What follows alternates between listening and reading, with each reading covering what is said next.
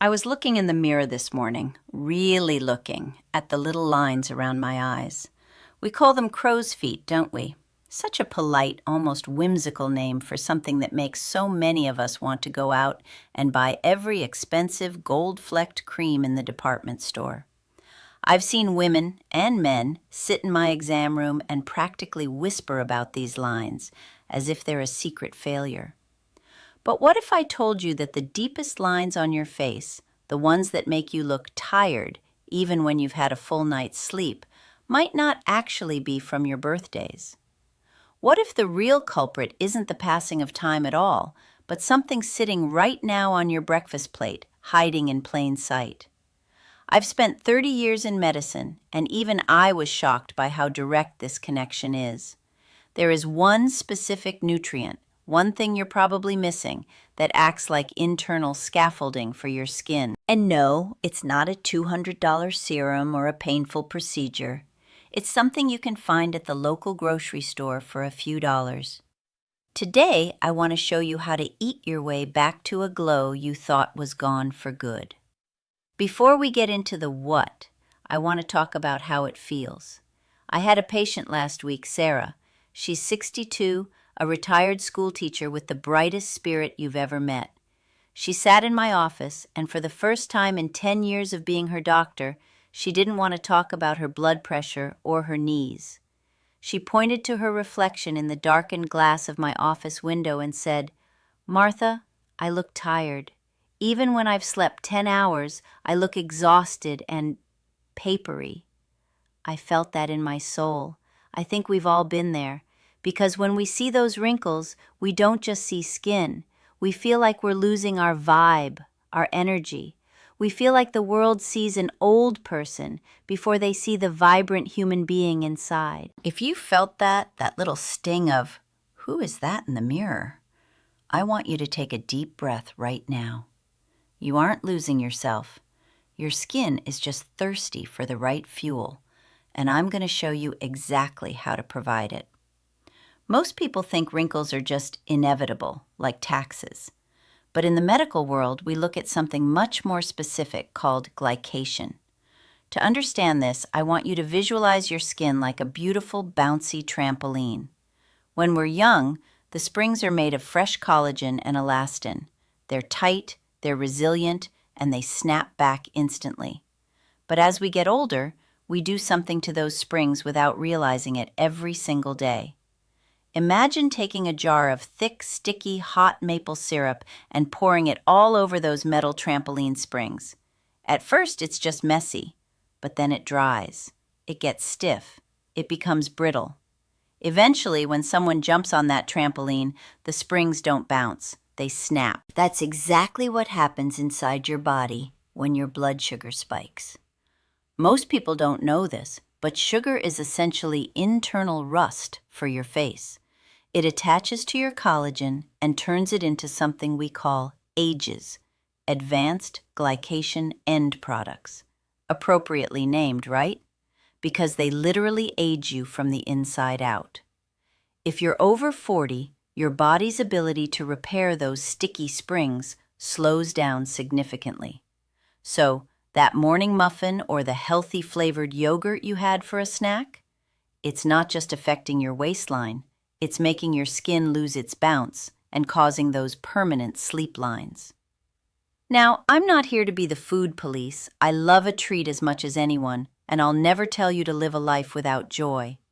But I noticed a pattern in my practice over the years. My patients who ate high amounts of processed vegetable oils, those seed oils like soybean or corn oil found in almost every fried food or packaged cracker, always seem to have thinner, more transparent skin. The reason is chronic, low-grade inflammation. When your body is inflamed, it sends out cleanup crews called enzymes. These enzymes are supposed to heal you, but when they're overworked because you're eating inflammatory fats every day, they get confused. They start eating your healthy collagen by mistake.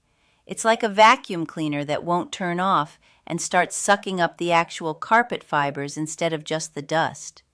This surprised even me when I looked at the clinical data. People with high inflammatory diets have skin that ages nearly 50% faster than those who eat clean fats. Think about that. You could be doubling the speed of your aging just by the type of oil in your salad dressing. This is the part I'm most excited to tell you because it's the solution. If you want to reverse the look of those fine lines and give that crepey skin some thickness again, you need to feed the scaffolding. The absolute powerhouse is bone broth. I know, it sounds too simple. You're thinking, Martha, soup? That's the secret? But listen closely to the science. Bone broth, when it's simmered properly, is rich in something called type 1 collagen and hyaluronic acid. You've seen those ingredients on the labels of those expensive little bottles at the drugstore, right? But when you eat them in their natural simmered form, your body recognizes them as food.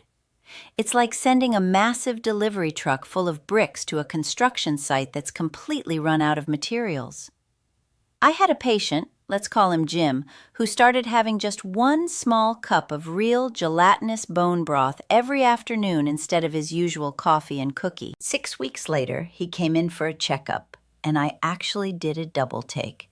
His skin didn't just look better, it looked plumper. The deep grooves around his mouth looked softer. He told me his crepey skin on his forearms was tightening up for the first time in years. If you aren't a fan of broth, the secret backup is sardines or wild salmon, but specifically the skin.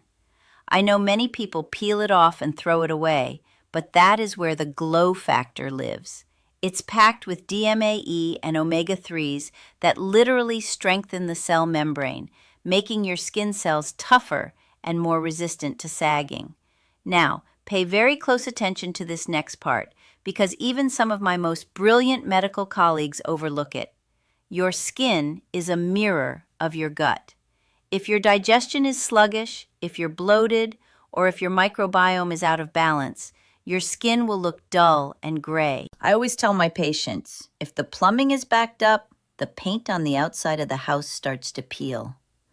We need fermented foods to keep the good bugs in charge. I'm talking about real sauerkraut, kimchi, or a good quality plain kefir.